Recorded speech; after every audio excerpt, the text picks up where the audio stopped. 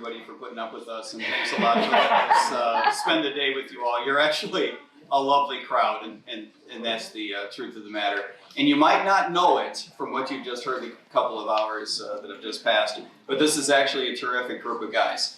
And only pushed like this will they get on each other's nerves as badly as they apparently did. It's been a very entertaining debate. You've all done a great job. You know, the whole New Deal. Thank you.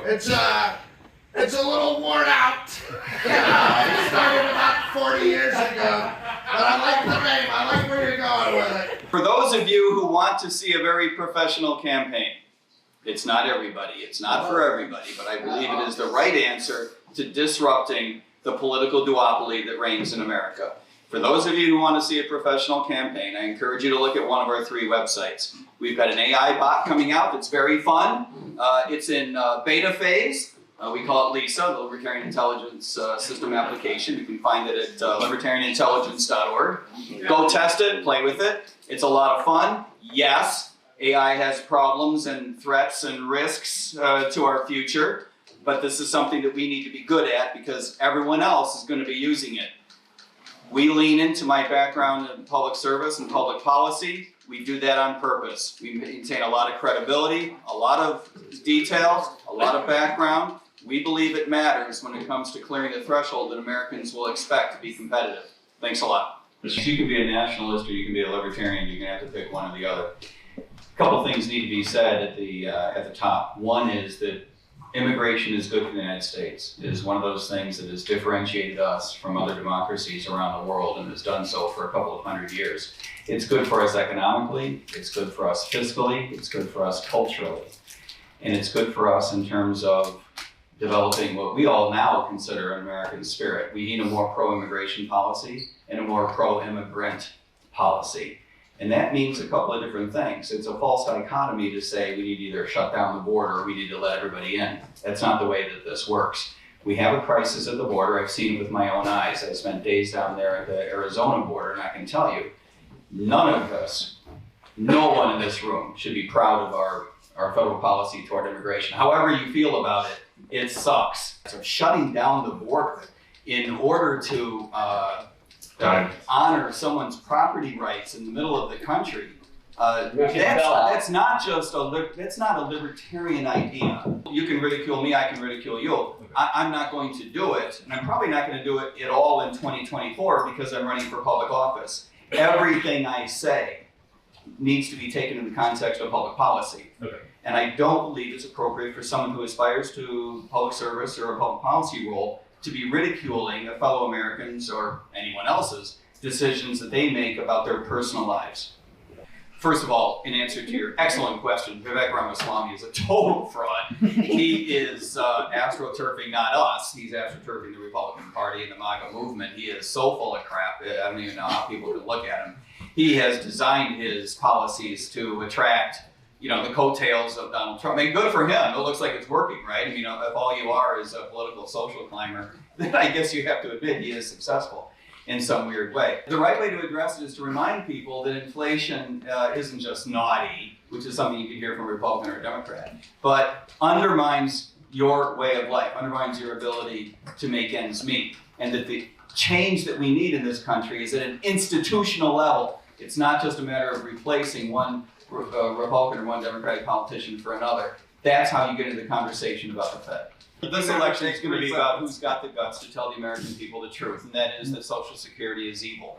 Social Security is a plan that brings young people into a system and promises them a negative rate of return, if any at all, and does so knowingly, and robs them of a financial future that they could be able to achieve. He was the guy who said, "Read my lips, no new taxes." He was lying to us, and that matters. Importantly, and I think this gets swept under the rug often, one of the things that needs to be disclosed to people before they take the vaccine is what the relationship was between the government and the pharmaceutical firms that developed the vaccine. What were the pressures? What were the financial incentives? I think people have a right to know, for example, before they get a vaccine, that there are people on the CDC who had to approve this and then push this that were seeing significant financial remuneration because of their decisions. I think that that's important for you to know and important for your doctor to know. The government is not your friend. You cannot trust the government. And for a variety of reasons. There are forces that drive the elitists, the political class that runs our government, to do things that are not in your interest, that are in their own interest, to cover things up, to keep their power, to lie to you, okay? This idea that, well, you know, maybe it's malicious and maybe it's just dopey. No, I'm sorry, it's malicious. There are a lot of people in the government who are dopey. Trust me on this. And by the way, yes, I am qualified to conduct a criminal investigation, and I can tell you that a lot of people need to go to jail. Joe Biden is the state. I've been following this guy in a weird way since he was in his 40s, and I got news for you. Those of you who think that he's an idiot because he's so old would be really disappointed to know he was not smart in the 1970s, okay? It's been a steady decline, but it hasn't gone off the cliff. Now, having said that, Donald Trump is not someone you can trust. I know that we had a little thing earlier, and maybe you see it differently, Brad, and maybe he's your guy. You know, it's your guy, you go for it. But his instincts are correct, that the state is not your friend, that we need to take down the swamp. If you still have that libertarian leaning, as I believe most Americans do, by the way, I would suggest that you join us in continuing to represent those values. It's not so much your values have changed, but the frustration builds, right? But we're on the march, and I want to represent your values with you. I've got a problem putting everyone in the same category as Russ Ulbricht, who languishes in jail for no damn good reason, and Julian Assange, who languishes in prison for what is, from the government's point of view, a damn good reason, and that's even more problematic, I think, that the government actually wants that guy to be muzzled is a huge problem. Look, the underlying question really is important, to your point, Clint. Arguably, this is the most important question, and that is that we cannot trust our federal government, we cannot trust our state government, in most unfortunate cases, we can't even trust our local governments. It is true that your government took money from you and from everybody else in this room, pulled it up with money abroad, sent it over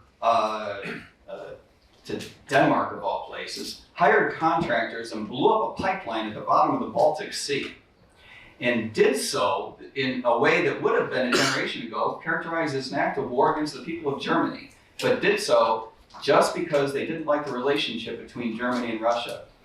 Yes, I think that this is essentially the issue of our age, which is, what do we do to pull down a political scheme that propagates itself through force and through lies, through coercion, and does so in the shadows? I've seen the video. I've seen what I'm told is the video. It is inconclusive. But we should not be up here debating facts. I mean, my goodness, how low life can we be? This is about principle, okay? If we find out that that was planted by someone, put up to it by the government, doesn't have to be a government employee, right?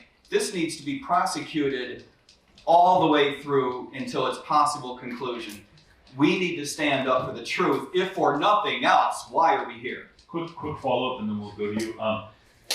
As a former police officer, I'm sure you know, if you were to have identified a pipe bomb, would you have permitted children and women to walk right past it without even notifying them? I don't even know how to answer that. I think it's pretty easy. But of course it is. Okay. Danger to the community. If a police officer is worth a flying damn, it is his or her ability to help the community avoid danger. So if an course. officer doesn't do that, what does it tell you? It tells me he needs to be put down like a dog. Okay. You guys can clap for that.